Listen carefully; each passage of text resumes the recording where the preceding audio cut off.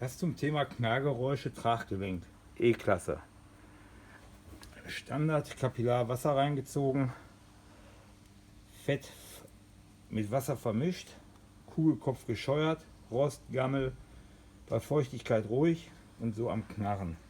Man sieht hier ganz gut, kein Fett, nichts mehr dergleichen vorhanden.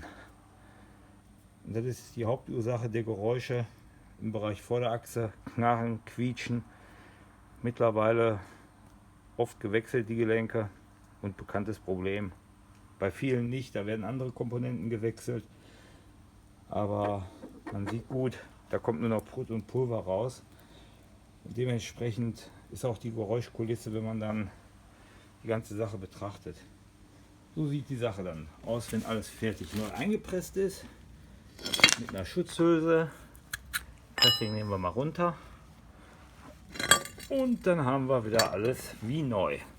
Die Kappe können wir jetzt entfernen. Die hatte ich noch drauf gelassen als Schutz, damit man die Manschette nicht beschädigt. Was natürlich schade wäre. Und so sind wir wieder mit einem neuen Traggelenk unten rechts dabei. Links muss noch.